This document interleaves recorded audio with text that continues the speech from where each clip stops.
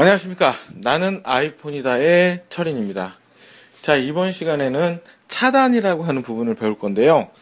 자, 지금 이렇게 카메라, 아이튠즈, 사파리 부분, 이 부분은 예를 들어서 본인이 지우려고 어플 하나를 꾹 누르고 있으면 이렇게 흔들리면서 원래 X 표시가 나와서 지워야 되는데 이 부분은 기본 설정 세팅이기 때문에 지워지지 않습니다. 본인이 직접 다운받는 것만 이렇게 지워지게끔 X 표시가 나게 되는데요. 자, 그러면 이 세 가지 부분에 대해서 없앨 수 있는 방법 또는 다른 부분의 차단의 여러 가지 부분들을 알아보도록 하겠습니다. 자, 그러면 먼저 설정이라고 하는 부분을 클릭을 해주시고요. 아래쪽으로 내려와서 일반이라고 하는 부분을 클릭을 해주시고 그 다음에 좀 아래쪽에 이렇게 차단이라고 써져 있는 부분이 끔으로 되어 있는데요. 이 부분을 클릭을 하셔서 차단 활성화라고 하는 부분을 선택을 해줍니다. 그러면 앞으로 내가 차단이라고 하는 부분을 들어올 때 그 비밀번호를 입력해줘야 되는데요. 제가 또 간단하게 2580으로 일단 잡아놓겠습니다. 여러분들도 원하는 비밀번호를 만들어 주시면 되는데요. 한 번 더 확인차 같은 번호로 입력해 주십니다. 자, 그러면 차단에 대해서 작동이 이제 시작되는데, 자, 사파리라고 하는 부분이 활성화되어 있고, 여기 여러 가지 부분이 활성화되어 있는데요. 이 부분을, 사파리를 이제 차단하겠다, 카메라를 차단하겠다, 그러면 카메라를 끄면 페이스타임이 자동으로 같이 차단이 됩니다. 카메라는 실행하고 페이스타임만 또 차단을 하는 경우도 있을 수 있겠죠. 자, 그 다음에 아이튠즈 부분도 차단을 하겠다, 이렇게 하시면 되고요. 자, 그리고 여러분들 응용 프로그램 설치, 이제 본인이 그 설치를 받으려고 하는데 본인이 이외에 다른 분이 임의로 막 설치할 수도 있으니까 이 설치 부분에 대해서 차단을 하게 되면 설치를 못하게끔 하는 부분이 있고요.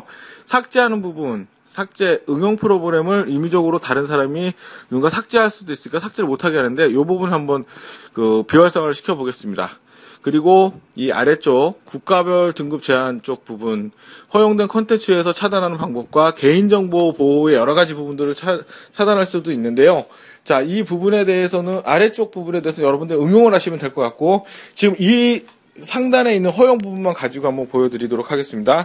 먼저 홈 버튼을 누르면 아까 전에 나와 있던 그 세 가지 부분에 대한 어플은 차단이 당하면서 아예 어플이 사라지게 되는 상황이 생기고요.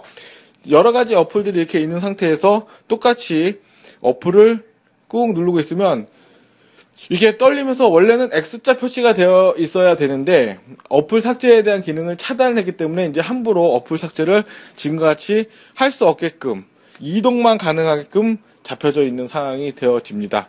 물론 이제 앞으로 다시 이 부분을 돌아가게끔 하고자 원하시게 되면은 차단 부분을 다시 이렇게 해서 좀 전에 비밀번호를 입력을 하신 거를 그대로 놓고, 자, 사파리 부분과 카메라 부분 다시 열고요.